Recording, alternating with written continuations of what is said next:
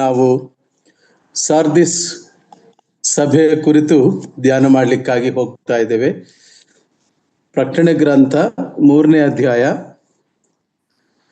1-6 ವಚನಗಳನ್ನ ದಯಮಾಡಿ ಯಾರಾದರೂ ಓದಬೇಕಂತ ನಾನು ಬಯಸ್ತೇನೆ. ಪ್ರಕಟಣೆ ಗ್ರಂಥ 3ನೇ ಅಧ್ಯಾಯ 1-6 ವಚನಗಳು. ಸಾರ್ದಿಸಿನಲ್ಲಿರುವ ಸಭೆಯ ದೂತನಿಗೆ ಬರೆ, ದೇವರು 7 ಆತ್ಮಗಳು 7 ನಕ್ಷತ್ರಗಳು ಉಳ್ಳಾತನು ಹೇಳುವುದೇನೆಂದರೆ, ನಿನ್ನ ಕೃತ್ಯಗಳನ್ನು ಬಲ್ಲೆನು, ಜೀವಿಸುವವನು ಎಂದು ಹೆಸರು ನಿನಗಿದ್ದರೂ ಸತ್ತವನಾಗಿದ್ದಿ ಎಂಬುದನ್ನು ಬಲ್ಲೆನು. ಎಚ್ಚರವಾಗಿರು, ಸಾಯುವ ಆಗಿದ್ದ ಉಳಿದವುಗಳನ್ನು ದೃಢಪಡಿಸು. ನನ್ನ ದೇವರ ಮುಂದೆ ನಿನ್ನ ಕೃತ್ಯಗಳಲ್ಲಿ ಒಂದಾದರೂ ಸಂಪೂರ್ಣವಾದದ್ದೆಂದು ನಾನು ಕಾಣಲಿಲ್ಲ. ಆದ್ದರಿಂದ ನೀನು ಹೊಂದಿದ ಉಪದೇಶವನ್ನು, ಅದನ್ನು ಕೇಳಿದ ರೀತಿಯನ್ನು ನೆನಪಿಗೆ ತಂದುಕೊಂಡು ಅದನ್ನು ಕಾಪಾಡಿಕೊ ಮತ್ತು ದೇವರ ಕಡೆಗೆ ತಿರುಗಿಕೊ. ನೀನು ಎಚ್ಚರವಾಗಿಲ್ಲದಿದ್ದರೆ ಕಳ್ಳನು ಬರುವಂತೆ ಬರುವೆನು.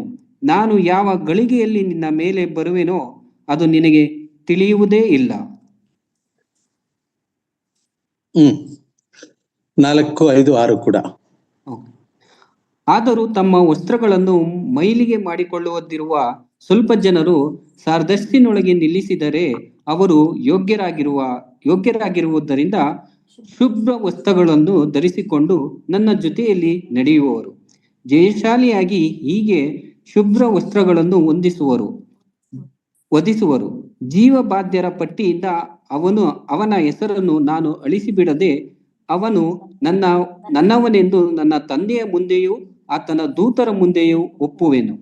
ದೇವರಾತ್ಮನು ಸಭೆಗಳಿಗೆ ಹೇಳುವುದನ್ನು ಕಿವಿಯುಳ್ಳವನು ಕೇಳಲಿ. ಸಾಕು ಬ್ರದರ್, ಥ್ಯಾಂಕ್ ಯು. ಕರ್ತನಲ್ಲಿ ಪ್ರಿಯರೇ, ಎಲ್ಲ ಸಭೆಗಳ ಪ್ರಾರಂಭದಲ್ಲಿ ನಾವು ಧ್ಯಾನಿಸ್ತಾ ಬಂದ ಹಾಗೆ ಇಲ್ಲಿ ಕೂಡ ಕರ್ತನಾಂತ ಯೇಸು ಕ್ರಿಸ್ತನು ಸಾರ್ದಿಸ್ನಲ್ಲಿರುವ ಸಭೆಯ ದೂತನಿಗೆ ಬರೆ ಎಂಬುದಾಗಿ ಹೇಳುತ್ತಾ ತನ್ನನ್ನು ತಾನು ಪರಿಚಯಿಸಿಕೊಳ್ಳುವ ವಿಧಾನ ಸ್ವಲ್ಪ ವಿಭಿನ್ನವಾಗಿದೆ. ಎಫೆಸ್ ಸಭೆಗೆ 7 ನಕ್ಷತ್ರಗಳನ್ನು ಹಿಡಿದವನಾಗಿ 7 ಸಭೆಗಳ ನಡುವೆ ಸಂಚರಿಸುವಾತನು, ತಿರುಗಾಡುವಾತನು ಎಂಬುದಾಗಿ ಅಲ್ಲಿ ಹೇಳಲ್ಪಟ್ಟಿದ್ದರೆ, ಸ್ಮುರ್ನ ಸಭೆಗೆ ಬಂದಾಗ ಸತ್ತವನಾಗಿದ್ದು ಜೀವಿತನಾಗಿ ಬಂದ ಆದ್ಯಂತನು ಹೇಳುವುದೇನೆಂದರೆ ಎಂಬುದಾಗಿ ತನ್ನನ್ನು ಪರಿಚಯಿಸಿಕೊಂಡರೆ, ಪೆರ್ಗಮ ಸಭೆಗೆ ಹೇಳುವಾಗ ಹದವಾದ ಇಬ್ಬಾಯಿ ಕತ್ತಿಯನ್ನು ಹಿಡಿದವನು ಹೇಳುವುದೇನೆಂದರೆ ಎಂಬುದಾಗಿ ಪರಿಚಯಿಸಿಕೊಂಡಾಗ, ಮತ್ತು ತುವತೈರ ಸಭೆಗೆ ಬರೆಯುವಾಗ ತುವತೈರದಲ್ಲಿರುವ ಸಭೆಯ ದೂತನಿಗೆ ಬರೆಯುತ್ತಾ ಆತನು ಬೆಂಕಿಯ ಉರಿಯಂತಿರುವ ಕಣ್ಣುಗಳು, ತಾಮ್ರದಂತಿರುವ ಪಾದಗಳು ಉಳ್ಳ ದೇವಕುಮಾರನು. ಪ್ರಕಟಣೆ 1ನೇ ಅಧ್ಯಾಯದಲ್ಲಿ ನಾವು ನೋಡುವಾಗ ಆತನು ಮನುಷ್ಯ ಕುಮಾರನೆಂಬುದಾಗಿ ನೋಡ್ತೇವೆ. ಆದರೆ ತುವತೈರ ಸಭೆಗೆ ಬರುವಾಗ ಆತನು ನ್ಯಾಯಾಧಿಪತಿಯಾಗಿ, ಅಂದರೆ ನ್ಯಾಯ ತೀರ್ಪನ್ನ ಯೆಜಬೇಲನ ವಿಷಯದಲ್ಲಿ ತೀರ್ಪು ನೀಡುವಂತವನಾಗಿ ಆತನು ಬರುವುದನ್ನ ತೋರಿಸುವಂತ ರೀತಿಯಲ್ಲಿ ತನ್ನ ಪ್ರತ್ಯಕ್ಷತೆಯನ್ನು ಹೇಳುತ್ತಾ, ಸಾರ್ದಿಸ್ಗೆ ಬಂದಾಗ ತನ್ನನ್ನು ಹೇಗೆ ಪರಿಚಯಿಸಿಕೊಳ್ತಾನೆ ಎಂಬುದನ್ನು ನೋಡುವಾಗ, ಸಾರ್ದಿಸ್ನಲ್ಲಿರುವ ಸಭೆಯ ದೂತನಿಗೆ ಬರೆ, ದೇವರ 7 ಆತ್ಮಗಳು 7 ನಕ್ಷತ್ರಗಳು ಉಳ್ಳ ಆತನು ಹೇಳುವುದು. 7 is an indication of completeness. 7 ಎಂಬುದು. ಪ್ರಿಯರೇ, ನಾವೀಗಾಗಲೇ ಧ್ಯಾನಿಸಿದಂತೆ ಸಾರ್ದಿಸ್ ಎಂಬುದು ಒಂದು ದೊಡ್ಡ ಪಟ್ಟಣವಾಗಿತ್ತು. ಒಂದು ದೊಡ್ಡ ನುಣ್ಣಗಿರುವಂತ ಒಂದು ಬೆಟ್ಟದ ಮೇಲೆ ಕಟ್ಟಲ್ಪಟ್ಟಿರುವಂತ ಒಂದು ಪಟ್ಟಣವಾಗಿತ್ತು. ಆ ಸಾರ್ದಿಸ್ಗೆ ಬಹಳ ಭಯಂಕರವಾದ ಚರಿತ್ರೆ ಇದೆ. ಚರಿತ್ರಕಾರರು ಇದರ ಬಗ್ಗೆ ಹೇಳ್ತಾ ಅನೇಕ ವಿಷಯಗಳು ನಾವು ಹಿಸ್ಟಾರಿಕಲಿ ಈ ಇಂಟ್ರೊಡಕ್ಷನ್ ಅಲ್ಲಿ ನೋಡ್ತೇವೆ. Can you hear me? ನನ್ನ ವಾಯ್ಸ್ ಕೇಳಿಸ್ತಾ ಇದೆ ಬ್ರದರ್?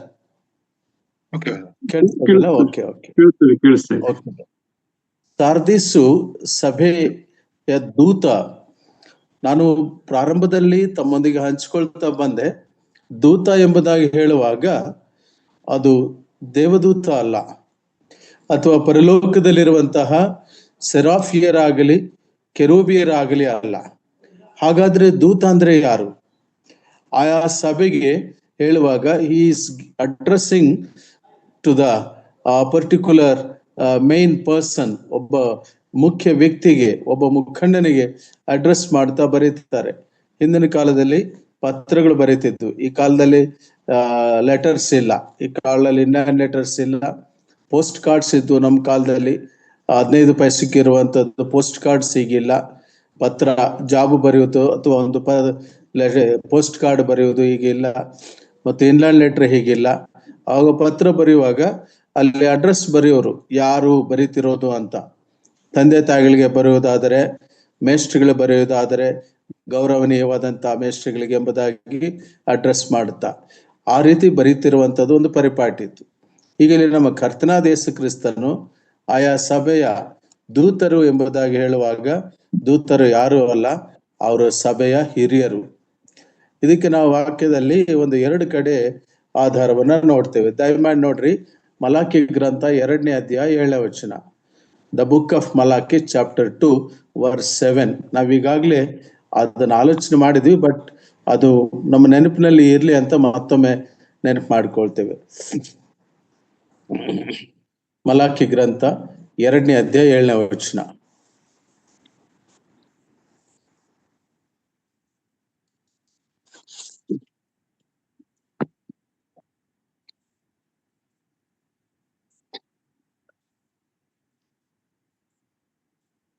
ಜ್ಞಾನಾನುಸಾರವಾಗಿ ಮಾತಾಡುವುದು ಯಾಜಕನ ತುಟಿಗಳ ಧರ್ಮವಷ್ಟೇ.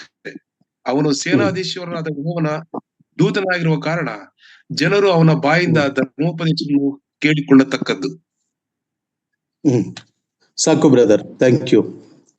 ಇಲ್ಲಿ ನಾವು ಕೆಲವು ಪದಗಳು ಉಪಯೋಗ ಮಾಡಿರುವುದನ್ನು ಕಾಣ್ತೇವೆ. ಜ್ಞಾನಾನುಸಾರವಾಗಿ ಮಾತಾಡುವುದು ಯಾಜಕನ ತುಟಿಗಳ ಧರ್ಮ. ಇವತ್ತು ಸಭೆಯಲ್ಲಿ, ನಮ್ಮ ಸಭೆಗಳಲ್ಲಿ ಹಿರಿಯರು ಮಾತನಾಡುವಾಗ ಜ್ಞಾನಯುಕ್ತರಾಗಿ ಮಾತಾಡುವಂತ ಆ ಮಾತುಗಳನ್ನು ನಾವು ಗಮನಿಸ್ತೇವೆ. ಜ್ಞಾನಾನುಸಾರವಾಗಿ ಮಾತಾಡುವುದು ಯಾಜಕರ ತುಟಿಗಳ ಧರ್ಮವಷ್ಟೇ. ಅವನು ಸೇನಾಧೀಶ್ವರ ಯೆಹೋವನ ದೂತನಾಗಿರುವ ಕಾರಣ ಆತನು ಯೆಹೋವನ ದೂತನು. ಇಲ್ಲಿ ಪ್ರಕಟಣೆ ಗ್ರಂಥ 3ನೇ ಅಧ್ಯಾಯದಲ್ಲಿ ದೂತನೆಂಬುದಾಗಿ ಹೇಳುವಾಗ ಅವರು ಸಭಾ ಹಿರಿಯರು, ಆ ಸಾರ್ದಿಸ್ಗೆ ಸಂಬಂಧಪಟ್ಟಂತ ಆ ಸಭೆಯ ಮುಖ್ಯಸ್ಥರಿಗೆ, ಆ ಸಭಾಧ್ಯಕ್ಷರಿಗೆ ತಿಳಿಸುವಂತದ್ದು. ವಾಕ್ಯದ ಇನ್ನೊಂದು ಆಧಾರ ನಾವು ಗಮನಿಸಿ ನೋಡೋಣ. ಹಗ್ಗೈ ಗ್ರಂಥ 1ನೇ ಅಧ್ಯಾಯ 13ನೇ ವಚನ. ಹಗ್ಗೈ ಗ್ರಂಥ 1ನೇ ಅಧ್ಯಾಯ 13ನೇ ವಚನ.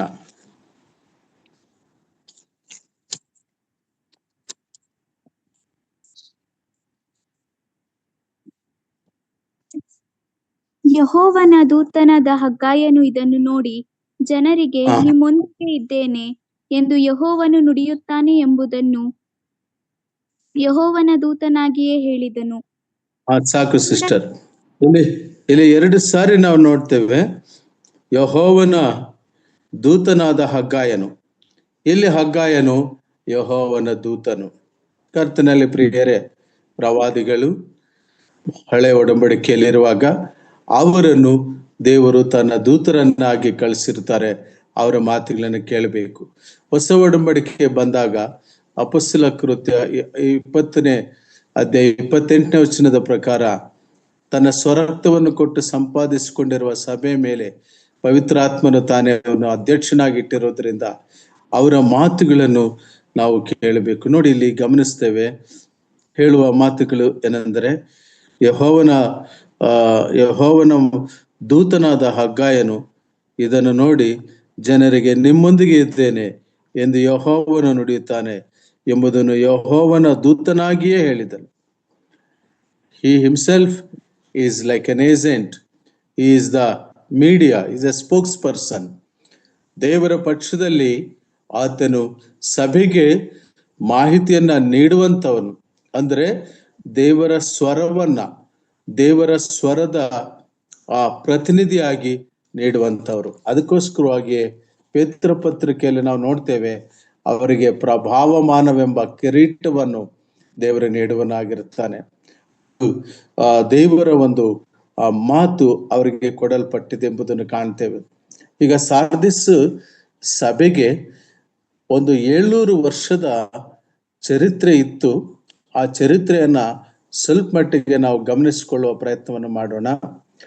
700 BC ನಲ್ಲಿ ಇದಕ್ಕೆ ಸಾಟಿಯಾದ ಮತ್ತೊಂದು ಪಟ್ಟಣವೇ ಇರಲಿಲ್ಲ. ತುಯತೈರ ಪಟ್ಟಣಕ್ಕೆ 35 ಕಿಲೋಮೀಟರ್ ದೂರದಲ್ಲಿ, 30 ಮೈಲಿಗಳು ಅಥವಾ 35 ಕಿಲೋಮೀಟರ್ ದೂರದಲ್ಲಿ ಆಗ್ನೇಯ ದಿಕ್ಕಿನಲ್ಲಿ ಕಟ್ಟಲ್ಪಟ್ಟಿರ್ತಕ್ಕಂಥ ಐತಿಹಾಸಿಕ ಪಟ್ಟಣ, ಬಹಳ ರಿಚೆಸ್ಟ್ ಸಿಟಿ ಅದಾಗಿತ್ತು. Very industrial city. ಮತ್ತು ಅಲ್ಲಿ ಪರ್ಪಲ್ ಕಲರ್ನ ತುಂಬಾ ಹೇರಳವಾಗಿ ಅದು ಮಾರಾಟ ಮಾಡಲ್ಪಡುವಂಥದ್ದಾಗಿತ್ತು. ಆ ತುಯತೈರಕ್ಕೆ ಆಗ್ನೇಯ ದಿಕ್ಕಿನಲ್ಲಿ 35 ಮೈಲಿಗಳ ದೂರದಲ್ಲಿ ಒಂದು ದೊಡ್ಡ ಬೆಟ್ಟ ಇತ್ತು. ಟೋಮುಲಸ್ ಅಂತ ಅದರ ಹೆಸರು. ಆ ಟೋಮುಲಸ್ ಎಂಬ ಪರ್ವತದ ಮೇಲೆ ಇದು ಕಟ್ಟಲ್ಪಟ್ಟಿತ್ತು. ರಿಚೆಸ್ಟ್ ಸಿಟಿ ಆಗಿತ್ತು. ಪರ್ಪಲ್ ಕಲರ್ನ ತಯಾರು ಮಾಡುವಂತ ಸಿಟಿ ಅದಾಗಿತ್ತು. ಅರಸನಾದ ಕ್ರೋಯ್ನಸ್, ಗ್ರೀಕ್ ಭಾಷೆಯಲ್ಲಿ ಕ್ರೋಯ್ಸಸ್ ಅಂತಾರೆ ಅವನ್ನ. ಅರಸನಾದ ಕ್ರೋಯ್ನಸ್ ಅನ್ನೋನು ಆ ಕಾಲದಲ್ಲಿ he was the richest king. ಚರಿತ್ರಕಾರರು ಹೇಳ್ತಾರೆ, ಹೆರೋಡಟಸ್, ರಾಮ್ಸೆ, ಸ್ಟ್ರಾಬೋ ಮುಂತಾದ ಚರಿತ್ರಕಾರರ ಪ್ರಕಾರ ಆ ಕಾಲದಲ್ಲಿ ಆತನ ಬಳಿಯಲ್ಲಿ 450 ಕೋಟಿ ರೂಪಾಯಿ ಹಣ ಇತ್ತು. 450 crores, 450 ಕೋಟಿ ಹಣ ಇರುವಂತ ಒಂದು ದೊಡ್ಡ ಟ್ರೆಷರಿ ಆತನದಿತ್ತು. ಹಾಗಾಗಿ ಶತ್ರು ರಾಜ್ಯಗಳು ಆ ಒಂದು ಪಟ್ಟಣದ ಮೇಲೆ, ಸಾರ್ದಿಸ್ ಪಟ್ಟಣದ ಮೇಲೆ ಆಕ್ಯುಪೈ ಮಾಡಲು, ಅದನ್ನ ವಶಪಡಿಸಿಕೊಳ್ಳಲು ಸತತ ಪ್ರಯತ್ನ ಮಾಡ್ತಾರೆ. ಆದರೆ ಅದು ಸಾಧ್ಯವಾಗ್ತಿರ್ಲಿಲ್ಲ. ಅರಸನಾದ ಕೋರೆಷನು ಅದನ್ನ, ಪಾರಸಿಕ ಅರಸನು, ಪರ್ಷಿಯಾ ದೇಶದವನು, ಅದನ್ನ ಹೇಗಾದ್ರೂ ಮಾಡಿ ನಾವು ವಶಪಡಿಸಿಕೊಳ್ಳಬೇಕು, ಇದಕ್ಕೆ ಅಷ್ಟು ನುಣ್ಣುವಾಗ, ಅಷ್ಟು ಕಡಿದಾಗಿರುವಂತ, ಎತ್ತರವಾಗಿರುವಂತ ಆ ಬೆಟ್ಟಕ್ಕೆ ರಹಸ್ಯ ಮಾರ್ಗ ಯಾವುದಾದ್ರೂ ಇದೆಯಾ ತಿಳಿದುಕೊಂಡು ಬನ್ನಿ ಅಂತ ಒಂದು ಬಹುಮಾನವನ್ನು ಪ್ರಕಟಿಸಿದ್ರಂತೆ. ಇದು ಬಹಳ ವಿಶೇಷವಾದಂತ ಸಭೆ ಇದು. ಆದರೆ ಈ ಸಭೆಯ ಹೇಳುವಾಗಲೇ, ಪ್ರಾರಂಭಿಸುವಾಗಲೇ ಕರ್ತನಾದ ಯೇಸು ಕ್ರಿಸ್ತನು ಇದಕ್ಕೆ ಎಚ್ಚರಿಕೆಯನ್ನು ಕೊಡ್ತಲೇ ಪ್ರಾರಂಭಿಸ್ತಾನೆ, ತಪ್ಪನ್ನು ಹುಡುಕ್ತಲೇ ಪ್ರಾರಂಭಿಸ್ತಾನೆ. ಇಷ್ಟು ಸಂಪನ್ನವಾದ ರಾಜ್ಯ, ಇಷ್ಟು ಸಂಪನ್ನವಾದ ದೇಶ, ಇಷ್ಟು ರಿಚೆಸ್ಟ್ ಟ್ರೆಷರಿ ಇರುವಂತ ಸಾರ್ದಿಸ್ ಪಟ್ಟಣ, ಆದರೆ ಅದು ಬದುಕಿದ್ದು ಸತ್ತಿದ್ದ ಹಾಗೆ ಜೀವಚ್ಛವವಾಗಿ ಅದು ಜೀವಿಸ್ತಾ ಇದೆ ಎಂಬುದು ಸಾರ್ದಿಸ್ ಸಭೆಯ ಒಂದು ಪ್ರಾರಂಭಿಕ ಚಿತ್ರವನ್ನು ನಾವು ಕಾಣ್ತೇವೆ. ಇಸ್ರಾಯೇಲರ ವಿಷಯದಲ್ಲಿ ಯೆಹೆಜ್ಕೇಲನ ಗ್ರಂಥದಲ್ಲಿ ಆ ಮೂಳೆಗಳ ಕಣಿವೆ ಹೇಗಿತ್ತೋ, ಹೇಗೆ ಅದರಲ್ಲಿ ನಿರ್ಜೀವವಾದ ಮೂಳೆಗಳ ತರ ಇದ್ವೋ, ಹಾಗೆ ಇವರು ಜೀವದಿಂದ ಇದ್ದರೂ ಕೂಡ ಸತ್ತವನಾಗಿದ್ದಿ ಎಂಬುದನ್ನ ಬಲ್ಲೆನು ಎಂಬುದಾಗಿ ಮೊದಲನೇ ವಚನದಲ್ಲೇ ನಾವು ಕಾಣ್ತೇವೆ. ಜೀವಿಸುವವನು ಎಂದು ಹೆಸರು ನಿನಗಿದ್ದರೂ ಸತ್ತವನಾಗಿದ್ದಿ ಎಂಬುದು ಬಲ್ಲೆನು. What A contradictory statement. ನಮ್ಮ ಕರ್ತನಾದ ಯೇಸು ಕ್ರಿಸ್ತನು ಈ ಸಾರ್ದಿಸ್ ಸಭೆಗೆ ಈ ಮಾತುಗಳನ್ನ ಹೇಳುವುದರ ಒಂದು ಔಚಿತ್ಯವಾದರೂ ಏನು ಎಂಬುದಾಗಿ ಹೇಳುವಾಗ ಇದಕ್ಕೆ ಹಿಸ್ಟರಿ ಲಿಂಕ್ ಆಗಿದೆ, ಇದರ ಚರಿತ್ರೆ. ಇದು ಒಂದು ಹುಂಬತನದಿಂದ ಅಥವಾ ಗರ್ವಪಟ್ಟಿರುವಂತ ಆ ಪಟ್ಟಣವಾದಾಗಿತ್ತು ಸಾರ್ದಿಸ್ ಪಟ್ಟಣ. ಆಗ ಆ ಕ್ರೋಯ್ನಸ್ ಅನ್ನೋನನ್ನ ಜಯಿಸೋದಕ್ಕೆ, ಅದನ್ನು ವಶಪಡಿಸಿಕೊಳ್ಳೋದಕ್ಕೆ ಕೋರೆಷಿಗೆ ಸಾಧ್ಯ ಆಗಿದ್ದು ಒಂದೇ ಒಂದು ಸಣ್ಣ ಘಟನೆಯಿಂದ. ಅದು ಏನು ಆ ಘಟನೆ ಎಂಬುದಾಗಿ ಹೇಳುವಾಗ, ಈ ವ್ಯಕ್ತಿಯ ಏನು ಈ ಕ್ರೋಯ್ನಸ್ಸಿನ ಸೈನ್ಯದಲ್ಲಿರುವಂತ ಒಬ್ಬ ಸೈನಿಕ ಆ ಎತ್ತರದ ಕಡಿದಾದ ಬೆಟ್ಟಕ್ಕೆ ಹತ್ತುವಾಗ ಅವನ ಒಂದು ಶಿರಸ್ತ್ರಾಣ, ಅವನ ಹೆಲ್ಮೆಟ್ ಕೆಳಗೆ ಬೀಳುತ್ತಂತೆ. ಆ ಕೆಳಗೆ ಬೀಳುವಾಗ ಆ ಒಂದು ಬಿರುಕಿದೆ ಒಂದು ಕಡೆ, ಆ ಬಿರುಕು ಮೇಲಿಂದ ಹಿಡಿದು ಭೂಮಿಗೆ ತಗುಲುವವರೆಗೂ ಅದರ ಬಿರುಕಿದೆಯಂತೆ. ಸೊ ಆ ಬಿರುಕಿಗೆ ಅದು ಬಿದ್ದಾಗ ಅವನು ಅಲ್ಲಿಂದ ಇಳಿದು ಆ ಒಂದು ಹೆಲ್ಮೆಟ್ ಅನ್ನ, ಅಂದ್ರೆ ಆ ಶಿರಸ್ತ್ರಾಣವನ್ನ, ಆಗಿನ ಕಾಲದ ಸೈನಿಕರು ಉಪಯೋಗಿಸುವ ಶಿರಸ್ತ್ರಾಣ ಬಹಳ ಬಲವಾಗಿ ಇರುವಂತದ್ದಾಗಿರ್ತದೆ. ಅದನ್ನ ನೋಡಿರುವ ಒಬ್ಬ ಸೈನಿಕ ಈ ಕೋರೆಷನಿಗೆ ಹೇಳಿದಾಗ ಆ ಕೋರೆಷನು ದಾಳಿ ಮಾಡ್ತಾನೆ. ಅವನು 546 ಕ್ರಿಸ್ತ ಪೂರ್ವ. ನಾವಿನ್ನು ಕ್ರಿಸ್ತ ಶಕಕ್ಕೆ ಬಂದಿಲ್ಲ. ಇದರ ಚರಿತ್ರೆಯನ್ನು ನಾವು ಧ್ಯಾನಿಸ್ತಾ ಇದ್ದೀವಿ. ಸಾರ್ದಿಸ್ ಪಟ್ಟಣದ 700 ವರ್ಷದ ಚರಿತ್ರೆ ಎಂಬುದಾಗಿ ನಾನು ಪ್ರಾರಂಭದಲ್ಲೇ ಹೇಳಿದೆ.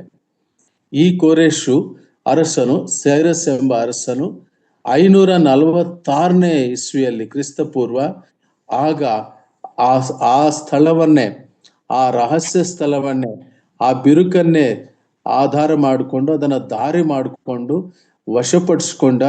ಚರಿತ್ರಕಾರರು ಕೆಲವರು ಹೇಳ್ತಾರೆ ಅವನು ವಶಪಡಿಸಿಕೊಂಡು ನಾಶ ಮಾಡಿದಂತ, ಇನ್ನು ಕೆಲವರು ಹೇಳ್ತಾರೆ ಆಗ ಪ್ರಕೃತಿ ವಿಕೋಪ, ಭೂಕಂಪ ನಡೆಯಿತು, ಅದರ ಸಲುವಾಗಿ ಅದು ನಾಶವಾಯಿತು ಎಂಬುದು.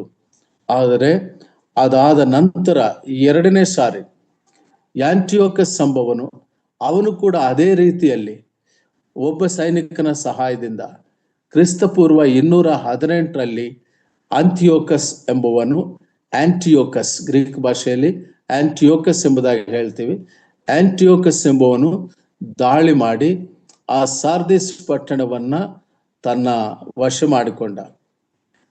ಈ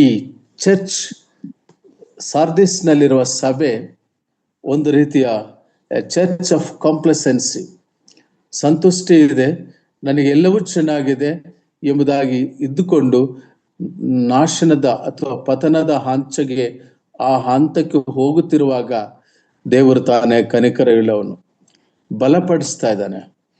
ಹೇಗೆ ಬಲಪಡಿಸ್ತಾ ಇದ್ದಾನೆ ಅಂದ್ರೆ, ಇಬ್ಬಾಯಿಯ ಕತ್ತಿಯನ್ನು ಉಪಯೋಗಿಸಿಕೊಂಡು ಬಂದಿಲ್ಲ, ತುವತೈರಕ್ಕೆ ಬರುವ ಹಾಗೆ ಬೆಂಕಿಯ ಉರಿಯಂತೆ ಕಣ್ಣುಗಳಿಂದ ಬಂದಿಲ್ಲ, ತುವತೈರಿಗೆ ಬಂದ ಹಾಗೆ ತಾಮ್ರದ ಪಾದಗಳಿರುವನಾಗಿ ಕರ್ತನಾದ ಯೇಸು ಕ್ರಿಸ್ತನು ಬಂದಿಲ್ಲ. ಆದರೆ ನಮ್ಮ ಕರ್ತನಾದ ಯೇಸು ಕ್ರಿಸ್ತನು 7 ಆತ್ಮಗಳು, 7 ನಕ್ಷತ್ರಗಳನ್ನು ಹಿಡಿದವನಾಗಿ, ಅಂದ್ರೆ ಸಭೆಗಳನ್ನು ತನ್ನ ವಶದಲ್ಲಿ ಹಿಡಿದುಕೊಂಡವನಾಗಿ, ಆ 7 ಸಭೆಗಳನ್ನು ತನ್ನ ನಿಯಂತ್ರಣದಲ್ಲಿ ಇಟ್ಕೊಂಡವನಾಗಿ ಕರ್ತನಾದ ಯೇಸು ಕ್ರಿಸ್ತನು ತನ್ನ ಪ್ರತ್ಯಕ್ಷತೆಯನ್ನು ಸಾರ್ದಿಸ್ ಸಭೆಯ ದೂತನಿಗೆ ಹೇಳ್ತಿದ್ದಾನೆ. ಆ ಸಾರ್ದಿಸ್ ಸಭೆಯ ದೂತನಿಗೆ ಹೇಳ್ತಾ, ಬರೇ ನೀನು ಇದನ್ನು ಬರೇ, ಸಾರ್ದಿಸ್ನಲ್ಲಿರುವ ಸಭೆಯ ದೂತನಿಗೆ ಬರೇ ಎಂಬುದಾಗಿ ಯೋಹಾನನಿಗೆ ಹೇಳಿದಾಗ ಭಕ್ತನಾದ ಯೋಹಾನನು ಬರೀತಿರುವಂತ ಈ ಸಂದರ್ಭದಲ್ಲಿ ಕರ್ತನಲ್ಲಿ ಪ್ರಿಯರೇ, ಆತನು ದೇವರ 7 ಆತ್ಮಗಳು. ಈಗ ನಮ್ಮ ಆಲೋಚನೆ, ನಮ್ಮ ಪ್ರಶ್ನೆ, ಏನು ಈ 7 ಆತ್ಮಗಳು? ಈ 7 ಆತ್ಮಗಳ ಒಂದು ಮರ್ಮವೇನು? ಆತ್ಮಗಳು 7 ಉಂಟೆ? ಹಾಗಾದ್ರೆ ಇದು ಯಾವ ಒಂದು ರೀತಿಯ ವಿಂಗಡಣೆಯನ್ನು ನಾವು ಮಾಡಬಹುದು? 7 ಆತ್ಮಗಳಂದ್ರೆ ಯಾರು? 7 ಆತ್ಮಗಳಂದ್ರೆ 7 ಗುಣಗಳೆಂಬುದಾಗಿ ನಾವು ಪರಿಗಣಿಸೋಣವೇ, ಅಥವಾ 7 ಆತ್ಮಗಳು ಎಂಬುದಾಗಿ ಹೇಳುವಾಗ 7 ಲಕ್ಷಣಗಳು ಎಂಬುದಾಗಿ ನಾವು ಆಲೋಚನೆ ಮಾಡೋಣವೇ? ಹಾಗಾದ್ರೆ ಸತ್ಯವೇದದಲ್ಲಿನೇ ನಾವು ಇದಕ್ಕೆ ಪ್ರತ್ಯುತ್ತರವನ್ನು ಕಂಡುಕೊಳ್ಳಬೇಕು. ಕರ್ತನಾದ ಯೇಸು ಕ್ರಿಸ್ತನು ತಾನು ಹೇಗೆ ಬರುವಂತವನಾಗಿದ್ದಾನೆಂಬುದಾಗಿ ನೋಡುವಾಗ ಆತನು 7 ಆತ್ಮಗಳು, ದೇವರ 7 ಆತ್ಮಗಳು, 7 ನಕ್ಷತ್ರಗಳು ಉಳ್ಳಾತನು, 7 ಆತ್ಮಗಳು ಉಳ್ಳಾತನೆಂಬುದಾಗಿ ಹೇಳುವಾಗ ಕರ್ತನಲ್ಲಿ ಪ್ರಿಯರೇ, ನಾವು ಯೆಶಾಯ ಗ್ರಂಥ 11ನೇ ಅಧ್ಯಾಯ 2ನೇ ವಚನಕ್ಕೆ ಹೋಗೋಣ. The book of Isaiah chapter 11 verse 2.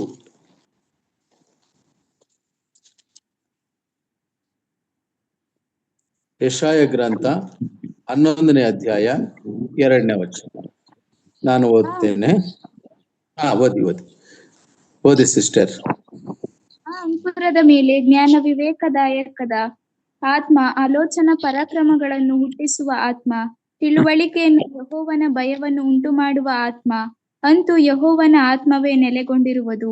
ಯೆಹೋವನ ಭಯವು ಅವನಿಗೆ ಸ್ಮರಿಸುವುದು. ಅವನು ಕಣ್ಣಿಗೆ ಕಂಡಂತೆ ಮಾಡುವುದಿಲ್ಲ, ಕಿವಿಗೆ ಬಿದ್ದಂತೆ ಸಾಕು ಸಿಸ್ಟರ್, ಸಾಕು. Thank you.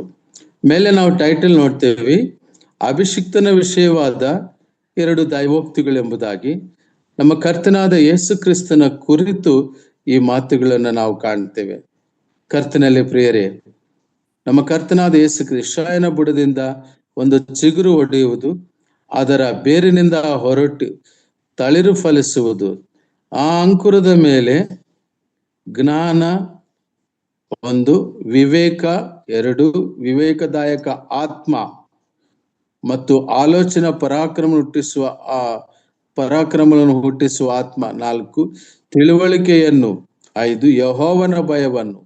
ಅಂತೂ ಯೆಹೋವನ ಆತ್ಮವೇ ಈ 7 ಲಕ್ಷಣಗಳನ್ನ ಇರುವಂತ ಕರ್ತನು ಎಂಬುದನ್ನು ಮತ್ತೊಮ್ಮೆ ಪ್ರಕಟಣೆ ಗ್ರಂಥದಲ್ಲಿ ನಾವು ಕರ್ತನಾದ ಯೇಸು ಕ್ರಿಸ್ತನ ಸಂಪೂರ್ಣತೆಯನ್ನು, ಆತನ ಪರಿಪೂರ್ಣತೆಯನ್ನ ಪ್ರತಿಬಿಂಬಿಸುತ್ತಾ ಪ್ರತ್ಯಕ್ಷ ಆಗುವಂತಹದ್ದು ಸಾರ್ದಿಸ್ ಸಭೆಗೆ ಮಾತ್ರವೇ ಪ್ರಿಯರೇ. ನಾನು ಇಂಗ್ಲಿಷ್ ಬೈಬಲ್ ಅಲ್ಲಿ ಅದಕ್ಕೆ ಹೀಗೆ ಬರೆದಿರುವಂತಹದ್ದು ಉಂಟು. ಆ ಇಂಗ್ಲಿಷ್ ಬೈಬಲ್ ಅಲ್ಲಿ ಇರುವಂತಹದ್ದನ್ನು ನಾನು ಓದ್ತೇನೆ. ಇಂಗ್ಲಿಷ್ ಬೈಬಲ್ ನಲ್ಲಿ 11ನೇ ಅಧ್ಯಾಯ 2ನೇ ವಚನ. The spirit of the Lord will rest on him, the spirit of wisdom and of understanding, the spirit of counsel and of might, the spirit of the knowledge, the fear of the Lord, and he will delight the fear of the Lord. ಕರ್ತನಲ್ಲಿ ಪ್ರಿಯರೇ, ಈ 7 ಪರಿಶುದ್ಧಾತ್ಮನ ಈ 7 ಲಕ್ಷಣಗಳೇ ನಮ್ಮ ಕರ್ತನಾದ ಯೇಸು ಕ್ರಿಸ್ತನ ಆತನ ತುಂಬಿರುವಂತವನಾಗಿ ಇರುವುದನ್ನು ನಾವು ಕಾಣ್ತೇವೆ. ಹೇಗಂದ್ರೆ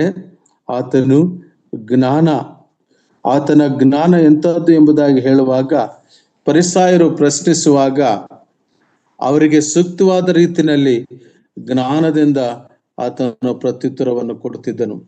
ಆಲೋಚನಾಕರ್ತನು ಆತನು, ಆಲೋಚನೆ ಇರುವಂತಹ ದೇವರು. ಎಷ್ಟು ಆಲೋಚನೆ ಎಂಬುದಾಗಿ ಹೇಳುವಾಗ, ನಿನಗೆ ಯಾರಾದರೂ ನಿಮ್ಮಲ್ಲಿ ಯಾರು ಪಾಪ ಮಾಡಲಿಲ್ಲ ಅವರು ಮಾತ್ರ ಕಲ್ಲನ್ನು ಎಸಿರಿ ಎಂಬುದಾಗಿ ಆ ಸ್ತ್ರೀಯೊಂದಿಗೆ, ಆ ವೇಶ್ಯ ಸ್ತ್ರೀಯ ವಿಷಯದಲ್ಲಿ ಆ ಒಂದು ಧರ್ಮಶಾಸ್ತ್ರದ ಪ್ರಕಾರ ವ್ಯಭಿಚಾರದಲ್ಲಿ ಸಿಕ್ಕಿಬಿಟ್ಟು ಇರುವ ಸ್ತ್ರೀಯನ್ನ, ಹಾಗೆ ಅವರು ಕರ್ತನಾದ ಯೇಸು ಕ್ರಿಸ್ತನನ್ನ ಆತನನ್ನ ಸಿಕ್ಕಿಸುವಂತ ಪ್ರಯತ್ನ ಮಾಡುವಾಗ ಆತನ ಆಲೋಚನೆ ಎಂತದ್ದು, ನಿಮ್ಮಲ್ಲಿ ಯಾರು ಪಾಪ ಮಾಡಲಿಲ್ಲ. ಅಲ್ಲಿ ನೋಡುವಾಗ ಎಲ್ಲರಿಗೂ ಸಮಾನವೇ ಆಗಿತ್ತು ನ್ಯಾಯ ಪ್ರಮಾಣ, ಎಲ್ಲರಿಗೂ ಸಮಾನವೇ ಆಗಿತ್ತು ಧರ್ಮಶಾಸ್ತ್ರ. ಈ ಆಲೋಚನೆಯ ಒಂದು ಪ್ರಭಾವ ನಮ್ಮ ಕರ್ತನಾದ ಯೇಸು ಕ್ರಿಸ್ತನಲ್ಲಿ ಇರುವಂತಹದ್ದು, ವಿವೇಕ ಇರುವಂತಹದ್ದು. ಪಿಲಾತನ ಬಳಿಯಲ್ಲಿ ಮಾತನಾಡುವಾಗ ಆತನೆಷ್ಟೋ ವಿವೇಕದಿಂದ ಮಾತನಾಡಿದಂತ ದೇವರು. ಹಾಗೆ ನಾವು ನೋಡುವಾಗ ಆತನು ತಿಳಿವಳಿಕೆಯುಳ್ಳಂತಹ ದೇವರು ಮತ್ತು ಯೆಹೋವನ ಭಯವನ್ನುಂಟು ಮಾಡುವಂತಹ ಆತ್ಮ. ಅಂತೂ ಯೆಹೋವನ ಆತ್ಮವೇ ನೆಲೆಗೊಂಡಿರುವುದು ನಮ್ಮ ಕರ್ತನಾದ ಯೇಸು ಕ್ರಿಸ್ತನ ಆ ಒಂದು ಲಕ್ಷಣಗಳು ಪ್ರಿಯರೇ. ನಾವಿಲ್ಲಿ ಗಮನಿಸಿ ನೋಡುವಾಗ ಆ 7 ನಕ್ಷತ್ರಗಳು, ಆ ಉಳ್ಳಾತನು, ಆ 7 ಆತ್ಮಗಳು, 7 ನಕ್ಷತ್ರಗಳು ಉಳ್ಳಾತನ ಹೇಳುವುದೇನೆಂದ್ರೆ, ನಿನ್ನ ಕೃತ್ಯಗಳನ್ನು ಬಲೆನು, ಜೀವಿಸುವವನು ಎಂದು ಹೆಸರು ನಿನಗಿದ್ದರೂ ಸತ್ತವನಾಗಿದ್ದೆ ಎಂಬುದನ್ನು ಬಲ್ಲೆನು. ಇದು ಪ್ರಾರಂಭದಲ್ಲಿಯೇ ಕರ್ತನ ಅಂತ ಯೇಸು ಕ್ರಿಸ್ತನು ಆ ಸಾರ್ದಿಸ್ ನಲ್ಲಿರುವಂತ ಸಭೆ ವಿಷಯದಲ್ಲಿ ಈ ಹೇಳಿಕೆಯನ್ನು ನಾವು ಕೊಟ್ಟಿರುವಂತದ್ದನ್ನು ಕಾಣ್ತೇವೆ ಪ್ರಿಯರೇ. ತ್ವೇತೈರ ಸಭೆ ಪ್ರಾರಂಭದ ಒಂದು ಹಾದಿ ಹೇಗಿತ್ತೋ, ಆ ತ್ವೇತೈರ ಸಭೆಯ ಅಂಚು, ಅದರ ಅಂತಿಮ ಯೆಜಬೇಲಳ ಒಂದು ದುರ್ಬೋಧನೆಯ ಪ್ರಭಾವ ಕ್ರಿಸ್ತ ಶಕ 600ನೇ ಇಸ್ವಿಯಿಂದ ಸಭೆಯು ಲೋಕದ ಜೊತೆಗೆ ಹೊಂದಾಣಿಕೆ ಮಾಡಿಕೊಂಡು ಸಾರ್ದಿಸ್ ಸಭೆಯ ಆ ಒಂದು ಜೀವ ಇಲ್ಲದ ನಿರ್ಜೀವ ಸ್ಥಿತಿಗೆ, ಡೆಡ್ ಚರ್ಚ್ ತರ ಆಗಿ ಹೋಯ್ತು. ಯಾಕಂದ್ರೆ ಆ ರೋಮನ್ ಕೆಥಾಲಿಸಿಸಂ, ಆ ಒಂದು ಪೋಪುಗಳ ಸಾಮ್ರಾಜ್ಯ ಪ್ರಾರಂಭವಾಯಿತು. ಇಷ್ಟಕ್ಕೂ ಈ ಹಂತಕ್ಕೆ ಬರೋದಕ್ಕೆ ಕಾರಣವೇನೆಂದರೆ, ಕಾನ್ಸ್ಟಂಟೈನ್ ಬಹಳ ಅದ್ಭುತವಾದಂತ ಒಬ್ಬ ರೋಮನ್ ಚಕ್ರವರ್ತಿ. ಆ ಮಹಾನ್ ಚಕ್ರವರ್ತಿ ಆತ ಸ್ವಲ್ಪ ಮೇಲು ಮಾಡಿದ ಆದರೂ ಕೂಡ ಅದರ ನಂತರ ಭಯಾನಕ ಕೇಡುಗಳು ಕೂಡ ಸಂಭವಿಸಿದವು. ಯಾಕಂದ್ರೆ ಆತನ ತುಂಬಾ ಮೇಲುಗಳನ್ನು ಮಾಡಿದ. ಶಿಲುಬೆ, ಒಂದು ಎತ್ತರವಾದಂತ ಒಂದು ಶಿಲುಬೆ ಆತನಿಗೆ ಪ್ರತ್ಯಕ್ಷವಾಯಿತು. ಅದರ ಕೆಳಗಡೆ ಬಾವುಟ ಹಾರಿಸಿ ಯುದ್ಧಕ್ಕೆ ಹೋದರೆ ಜಯ ಸಂಪ್ರಾಪ್ತಿಸುವುದು ಎಂಬ ಆ ನಂಬಿಕೆ ಅಲ್ಲಿ ಪ್ರಚಲಿತವಾಯಿತು. ಆತನ ಶಿಲುಬೆಯ ಬಾವುಟ ತೆಗೆದುಕೊಂಡು ಹೋದಾಗ ಜಯ ಸಿಕ್ಕಿತು ಆ ಅರಸನಾದ ಕಾನ್ಸ್ಟಂಟೈನಿಗೆ. ಆತನು ಆ ಶಿಲುಬೆಯ ಆ ಬಾವುಟ ತೆಗೆದುಕೊಂಡು ಹೋದಾಗ ಜಯ ಸಿಕ್ಕಿದಾಗ ಆಗ ಕ್ರೈಸ್ತವ ಮತವನ್ನು ಸ್ಥಾಪಿಸಿದ. ಕರ್ತನಾದ ಯೇಸು ಕ್ರಿಸ್ತನಲ್ಲಿ ನಂಬಿಕೆ ಇಡುವುದು ಬದಲಾಗಿ ಅದನ್ನೊಂದು ಧರ್ಮವನ್ನಾಗಿ, ಒಂದು ಮತವನ್ನಾಗಿ, ಅದೊಂದು he declared it as a religion of the Roman state. ಆ ಒಂದು ರಾಜ್ಯದ ಅಧಿಕೃತವಾಗಿರುವಂತ ಧರ್ಮವನ್ನಾಗಿ ಪ್ರಕಟ ಮಾಡಿದ. ಆದರೂ ಆತನು ಆ ರಕ್ಷಣೆ ಹೊಂದಿದ ಆ ಜೀವಿತದ ಆತನಲ್ಲಿ ಇರಲಿಲ್ಲ. ಕ್ರಿಶ್ಚಿಯನ್ ಆದ ಮೇಲೆ ಮತ್ತು ಕೆಲವು ದುರಂತಗಳು ಆತ ಮಾಡಿದ, ಕೆಲವು ಕೊಲೆಗಳು ಮಾಡಿದ, ಮರ್ಡರ್ಸ್ ಮಾಡಿದ. ಚಕ್ರವರ್ತಿ ಆದ ನಂತರ ಆತ ಸ್ವಲ್ಪ ಮೇಲಾದರೂ ಮಾಡಿದ, ಆದರೆ ಭಯಾನಕವಾದ ಕೇಡುಗಳು ಸಂಭವಿಸಿದವು. ಯಾವಾಗ ಒಂದು ಒಳ್ಳೆಯ ಮೇಲು ಆಯ್ತು ಅಲ್ಲಿವರೆಗೂ ಕೂಡ ಪರ್ಸಿಕ್ಯೂಷನ್ ಇತ್ತು ಸಭೆಗೆ. ಎಫೆಸ ಸಭೆಯಲ್ಲಿ ಕೂಡ ಹಿಂಸೆ ಇತ್ತು. ಮತ್ತು ಸ್ಮರಣ ಸಭೆಯಲ್ಲಿ ನಾವು ನೋಡುವಾಗ ಪಾಲಿಕಾರ್ಪನನ್ನು ಸುಡುತ್ತಿರುವ ಬೆಂಕಿಯಲ್ಲಿ ಹಾಕಿ ಸುಡ್ತಾ ಇದ್ರು. 1 ಗಂಟೆ ಆತ ತನ್ನ ಸಾವಿನಲ್ಲಿ ಕೂಡ ಸುವಾರ್ತೆ ಹೇಳಿ ಸತ್ತಂತ ಮೊದಲನೆಯ ಒಬ್ಬ ಹತಸಾಕ್ಷಿ ಎಂಬುದಾಗಿ ನೋಡುವಾಗ ಸ್ಮರಣ ಸಭೆಯ ಪಾಲಿಕಾರ್ಪನು ಆತನ ಹೇಳುತ್ತಾನೆ, 1 ಗಂಟೆ ನಾನು ಈ ಭಯಾನಕವಾದ ಈ ಉರಿಯಲ್ಲಿ ಉರಿದು ನಾನು ಕ್ರಿಸ್ತನ ಪಾದವನ್ನು ಸೇರ್ತೇನೆ. ಆದ್ರೆ ಯುಗಗಳು ನೀವು ಕರ್ತನಾದ ಯೇಸು ಕ್ರಿಸ್ತ ನಂಬದೆ ಹೋದರೆ ಯುಗಗಳು ಬೆಂಕಿಯ ಕೆರೆಯಲ್ಲಿ ನೀವು ಆ ಉರಿಯನ್ನು ಅನುಭವಿಸ್ತಿರ್ಬೇಕೆಂಬುದಾಗಿರ್ತಕ್ಕಂಥ ಒಂದು ಸುವಾರ್ತೆಯನ್ನು ಹೇಳುತ್ತಾ ತನ್ನ ಮರಣದಲ್ಲಿಯೂ ಕೂಡ ತನ್ನ ಸಾಕ್ಷಿಯ ಮೂಲಕವಾಗಿ ಆತ ತನ್ನ ಸಾಕ್ಷಿ ಮೂಲಕವಾಗಿ ಮೆರೆದಂತ ವ್ಯಕ್ತಿ ಪಾಲಿಕಾರ್ಪನು. ಆ ಹಿಂಸಾ ಕಾಲ ಇತ್ತು. ಮತ್ತು ಪೆರ್ಗಮಿಗೆ ಬರುವಾಗ್ಲೂ ಕೂಡ ಅಂತಿಪ ಎಂಬುವನನ್ನ ಎತ್ತಿನ ವಿಗ್ರಹದ ಒಳಗಡೆ ಹಾಕಿ ಆತನನ್ನು ಸಾಯಿಸ್ತಿದ್ರು. ನಾನು ಯಾಕೆ ಇದನ್ನ ಚರಿತ್ರಾತ್ಮಕವಾಗಿ ಕಾಲಘಟ್ಟಕ್ಕನುಗುಣವಾಗಿ ತೆಗೆದುಕೊಂಡು ಬರ್ತಾ ಇದ್ದೇನೆ ಅಂದ್ರೆ, ಆಯಾ ಕಾಲಕ್ಕೆ ಸಂಬಂಧಿಸಿದಂತೆ ದೇವರ ಸಂದೇಶ ಬಂದಾಗ ಆಯಾ ಕಾಲಕ್ಕೆ ಸಂಬಂಧಿಸಿದಂತೆ ಸೈತಾನನೂ ಕಾರ್ಯ ಮಾಡೋನಾಗಿ ಬಂದಿದ್ದಾನೆ. ಹಾಗಾಗಿ ಪ್ರಿಯರೇ, ಎಲ್ಲ ಕಾಲದಲ್ಲಿಯೂ ಕೂಡ ನಾವು ಎಚ್ಚರವಾಗಿರ್ಬೇಕು. ಅದಕ್ಕೆ ನಾವು ಗಮನಿಸ್ತೇವಲ್ಲ ವಾಕ್ಯದಲ್ಲಿ, ಪೇತ್ರನ ಪತ್ರಿಕೆಯಲ್ಲಿ, ಅವನಿಗಿರುವ ಸಮಯವು ಸ್ವಲ್ಪವೆಂದು ಪೇತ್ರನು ಗರ್ಜಿಸುವ ಸಿಂಹದೋಪಾದಿಯಲ್ಲಿ ಯಾರನ್ನು ನುಂಗಲಿ ಎಂಬುದಾಗಿ ಅವನು ತಿರುಗಾಡ್ತಿದ್ದಾನೆ. 1ನೇ ಶತಮಾನದಲ್ಲಿ ತಿರುಗಾಡ್ತಾ ಇದ್ದಾನೆ. 1ನೇ ಶತಮಾನದ ನಂತರ 600 ವರ್ಷಗಳಲ್ಲಿಯೂ ಕೂಡ ದೇವರ ಎಲ್ಲ ಒಂದೊಂದು ಕಾರ್ಯಗಳಿಗೂ ಕೂಡ ಆತನು ಪ್ರತೀಕಾರವನ್ನು ಮಾಡುತ್ತಾ, ಪ್ರತಿಕ್ರಿಯೆಯನ್ನು ನೀಡುತ್ತಾ ಅನೇಕರನ್ನು ದುಷ್ಪ್ರೇರಣೆಗೆ ಒಳಪಡಿಸುವಂತದ್ದು ಆ ಒಂದು ಕಾರ್ಯಗಳನ್ನ ನಾವು ಗಮನಿಸ್ತೇವೆ. ಇನ್ನು ಈ ಕಾನ್ಸ್ಟಂಟೈನ್ ಎಂತವನಂದ್ರೆ, ಆತನಿಗೆ ದೇವರ ಮೇಲೆ ಸ್ವಲ್ಪ ಭಯ, ಸ್ವಲ್ಪ ಭಕ್ತಿ, ಆದ್ರೆ ಪೂರ್ತಿ ಭಯ ಪೂರ್ತಿ ಭಕ್ತಿ ಇರಲಿಲ್ಲ. ಹಾಗಾಗಿ ಸಾರ್ದಿಸ್ ಸಭೆಯ ಆ ಪ್ರಾರಂಭಕ್ಕೆ ಇದು ನಾಂದಿ ಆಯ್ತು. ಹೇಗಂದ್ರೆ ಅವನು ಕೊನೆವರೆಗೂ ದೀಕ್ಷಾಸ್ನಾನ ತಗೊಂಡಿಲ್ಲ. ಯಾಕಂದ್ರೆ ಕಾನ್ಸ್ಟಂಟೈನ್ಗೆ ಒಂದು ನಂಬಿಕೆ ಇತ್ತು, ದೀಕ್ಷಾಸ್ನಾನ ತೆಗೆದುಕೊಂಡ ಮೇಲೆ ಪಾಪ ಮಾಡಿದ್ರೆ ಆ ಪಾಪಕ್ಕೆ ಕ್ಷಮಾಪಣೆ ಇರುವುದಿಲ್ಲ, ನರಕಕ್ಕೆ ಹೋಗ್ಬೇಕಾಗ್ತದೆ ಅಂತ ತಿಳ್ಕೊಂಡು ಕಾನ್ಸ್ಟಂಟೈನ್ ಕೊನೆಯವರೆಗೂ ಕೂಡ ಆತ ದೀಕ್ಷಾಸ್ನಾನ ಮಾಡಿಕೊಂಡಿರ್ಲಿಲ್ಲ.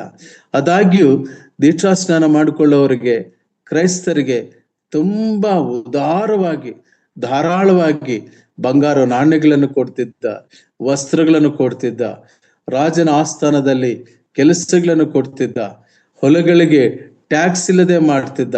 ಕಾನ್ಸ್ಟಂಟೈನ್ ಚರಿತ್ರೆಯು ಮತ್ತು ಈ ಅರಸರುಗಳ ಚರಿತ್ರೆಯು ಮತ್ತು ಆ ಕಾಲಘಟ್ಟಕ್ಕೂ ಇಲ್ಲಿ ಕರ್ತನಾದ ಯೇಸು ಕ್ರಿಸ್ತನು ಆ ಗಮನಿಸುವ ಸಂಗತಿಗಳಿಗೂ ತುಂಬಾ ಹೋಲಿಕೆಯಾಗಿ, ಚರಿತ್ರಾತ್ಮಕವಾಗಿ, ಭೌಗೋಳಿಕವಾಗಿ ಇದು ಒಂದು ಏನೋ ನಡೆದು ಹೋದ ಕಟ್ಟುಕತೆ ಅಲ್ಲ, ಅದರ ಚರಿತ್ರಾತ್ಮಕವಾಗಿ, ಇತಿಹಾಸ ಪರವಾಗಿ ಬಂದಿರುವಂತಹ ಸಂಗತಿ ಎಂಬುದನ್ನ ನಾವು ಗಮನಿಸ್ತಾ ಬರ್ತಾ ಇದ್ದೀವಿ. ಈ ಕಾರಣಕ್ಕಾಗಿ ಮಾನಸಾಂತರವಿಲ್ಲದ ಅನೇಕರು ದೀಕ್ಷಾಸ್ನಾನ ಹೊಂದಿಬಿಟ್ರು. ನಾಮಕಾರ್ಥ ಕ್ರೈಸ್ತರು ಆಗಲಿಂದ ಪ್ರಾರಂಭ ಆದರು. ಹೇಗೋ ದೀಕ್ಷಾಸ್ನಾನ ತೆಗೆದುಕೊಂಡ್ರೆ ಚಿನ್ನದ ನಾಣ್ಯಗಳು ಬರ್ತವೆ, ಟ್ಯಾಕ್ಸ್ ಇರೋದಿಲ್ಲ ಜಮೀನಿಗೆ. ಈ ರೀತಿಯಾಗಿ ಮತ ಸಂಬಂಧವಾದ ಬದಲಾವಣೆ ಆಯ್ತೇ ಹೊರತು ಆದರೆ ಅದರಿಂದ ನಿಜಕ್ಕೂ ಕೂಡ ಜೀವ ಇರುವಂತ ದೇವರನ್ನ ಅವರು ರಕ್ಷಕನನ್ನಾಗಿ ಸ್ವೀಕರಿಸುವಂತ ಒಂದು ಆಧ್ಯಾತ್ಮಿಕತೆಗೆ ಬರಲಿಲ್ಲ, ಧಾರ್ಮಿಕತೆಗೆ ಹೋಯಿತು. ಅದರ ಫಲವಾಗಿ ಸಾರ್ದಿಸ್ ಸಭೆ ಜೀವಂತವಾಗಿದ್ದಂಗೆ ಕಾಣಿದ್ರು ಕೂಡ ಸತ್ತ ಸಭೆಯಾಗಿ ಹೋಗುವಂತದ್ದಾಯ್ತು. ಆ ಪೇಗನ್ ಪ್ರಾಕ್ಟೀಸಸ್, ಆ ಹೀದನ್ ವರ್ಲ್ಡ್ಲಿ ಪ್ರಾಕ್ಟೀಸಸ್ ನಡೀತಿದ್ದವು. ಅವರು they prays to pray for the dead people, ಸತ್ತಂತವ್ರಿಗಾಗಿ ಪ್ರಾರ್ಥನೆ ಮಾಡ್ತಾ ಇದ್ದರು. ಆಮೇಲೆ ಅವರು ಪರಿಶುದ್ಧರು, ಸೈಂಟ್ಸ್, ಅವ್ರಿಗೋಸ್ಕರವಾಗಿ ಪ್ರಾರ್ಥನೆ ಮಾಡ್ತಿದ್ರು. ಮತ್ತು ಬಹಳ ಮುಖ್ಯವಾಗಿ ಆ ಕಾಲಘಟ್ಟದಲ್ಲಿ ಮಧ್ಯಯುಗಕ್ಕೆ ಬರುವಾಗ, ನಾವಲ್ಲಿ ರೆಸ್ಟೋರೇಷನ್ ಪೀರಿಯಡ್ಗೆ ಹತ್ತಿರ ಬರುವಾಗ, ರೆಸ್ಟೋರೇಷನ್ ಥಿಯಾಲಜಿನಲ್ಲಿ ಹಲವಾರು ಬದಲಾವಣೆಗಳಾಗ್ತಾ ಬರ್ತವೆ. ಅವಾಗ ಏನಾಗುತ್ತಂದ್ರೆ ಒಂದು ತಪ್ಪು ಸಿದ್ಧಾಂತಗಳು ಹುಟ್ಕೊಳ್ತವೆ. ಕಾನ್ಸೆಪ್ಟ್ ಆಫ್ ಪರ್ಗೇಟರಿ ಅನ್ನೋದು ಒಂದು ಬರ್ತದೆ. ಪರ್ಗೇಟರಿ ಎಂಬುದಾಗಿರುವಂತ ಸಿದ್ಧಾಂತ ಏನಂದ್ರೆ, ಯಾರು ಕೂಡ ಸ್ವರ್ಗಕ್ಕೆ, ಯಾರು ಕೂಡ ನರಕಕ್ಕೆ ಹೋಗುದಿಲ್ಲ. ದೇವರು ಸ್ವಲ್ಪ ಕಾಲ ಅವರನ್ನು ಸರಿ ಮಾಡಿ ಅವರನ್ನ ನರಕದಲ್ಲಿ ಸ್ವಲ್ಪ ದಿನ ಇರಿಸಿ, ಬೆಂಕಿಯಿಂದ ಬಂದು ಅವರನ್ನು ಇರಿಸಿ ನಂತರ ತನ್ನ ಬಳಿಗೆ ಸೇರಿಕೊಳ್ತಾರೆ ಅಂತಕ್ಕಂಥ ಒಂದು ಪರ್ಗೇಟರಿ, ಪ್ಯೂರಿಫಿಕೇಶನ್ ಅಂತಕ್ಕಂಥ ಒಂದು ಇದು ಬಂತು. ಆಗ್ಲೇನೆ ಆ ರೆಸ್ಟ್ ಇನ್ ಪೀಸ್ ಅನ್ನೋ ಪದಗಳು ಬಂತು. ಆದ ನಂತರ ಹೀಗಾಗುತ್ತಾರೆ ಅಂತ ಚರಿತ್ರಕಾರರಾದ ಹೋಮರ್, ಶೇಕ್ಸ್ಪಿಯರ್, ಕ್ರಿಸ್ಟೋಫರ್ ಮಾರ್ಲೋ ಇವರೆಲ್ಲರೂ ಈ ಸಿದ್ಧಾಂತಗಳನ್ನು ಎತ್ತಿ ಹಿಡಿಯುತ್ತಾ ಕೆಲವು ನಾಟಕಗಳನ್ನು ಬರೆದು, ದುರಂತ ನಾಟಕಗಳನ್ನು ಬರೆದು ಈ ಸೂತ್ರಗಳನ್ನ ಹಿಡಿಯುತ್ತಾ ದಾರಿ ತಪ್ಪಿಸಿದ್ರು ಇಂಗ್ಲೆಂಡ್ ರಾಜ್ಯವನ್ನ, ಐರ್ಲೆಂಡ್ ರಾಜ್ಯವನ್ನ. ಕರ್ತನಲ್ಲಿ ಪ್ರಿಯರೇ, ಸಾರ್ದಿಸ್ ಸಭೆ ಒಂದು ಪ್ರಮುಖ ಗುಣಲಕ್ಷಣ ಏನೆಂಬುದಾಗಿ ಹೇಳುವಾಗ, ಆಧ್ಯಾತ್ಮಿಕತೆಯನ್ನು, ಆತ್ಮೀಯತೆಯನ್ನು ಬಿಟ್ಟು ಧಾರ್ಮಿಕತೆಯ ಸೋಗಿಗೆ ಹೋಯಿತು. ಕೇವಲ ಆಚಾರವಾಗಿ, ನಾಮಕಾರ್ಥವಾಗಿ ಬಂದು ಹೋಗುವಂತ ಭಕ್ತಿ, ನಾಮಕಾರ್ಥವಾಗಿ ನಡೆಯುವಂತ ಸಂಗತಿಗಳು ಪ್ರಾರಂಭವಾದವು ಈ ಒಂದು ಸಾರ್ದಿಸ್ ಸಭೆಯಲ್ಲಿ. ಈ ಸಾರ್ದಿಸ್ ಸಭೆಯ ಒಂದು ಚಿಕ್ಕ ಪರಿಚಯನ ನಾನು ನಿಮಗೆ ಇವತ್ತು ಕೊಟ್ಟಿದ್ದೇನೆ.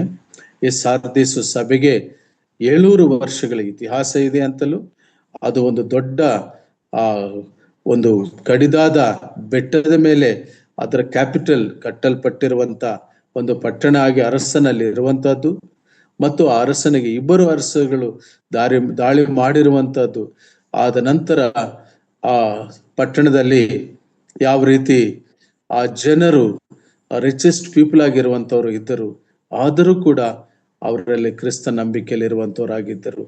ಧಾರ್ಮಿಕತೆಯನ್ನು ಧರಿಸಿಕೊಳ್ಳುತ್ತಾ, ಮತ ಸಂಬಂಧವಾದ ಆಚಾರಗಳನ್ನು ಮಾಡುತ್ತಾ, ಪಾಪ ಪರಿಹಾರ ಪತ್ರಗಳು ಪ್ರಚಲಿತವಾಗಿ ಹೋಗುವಂತ ಆ ಒಂದು ಡೆಡ್ ಚರ್ಚ್, ಜೀವಂತಿಕೆ ಇಲ್ಲದಿರುವಂತ ಒಂದು ಸಭೆಯ ಹಾಗೆ ಹೋಗುವಂತದ್ದು ಆಗಿರುವುದರಿಂದ ಪ್ರಥಮದಲ್ಲಿಯೇ ಸಭೆಯ ಪ್ರಾರಂಭವನ್ನ ಹೇಳುವಾಗಲೇ ದೇವರು ತಾನೇ ಆತನನ್ನು ಆ ಸಭೆಯನ್ನು ಕುರಿತು ಹೇಳುವಾಗ, ಜೀವಿಸುವನು ಎಂದು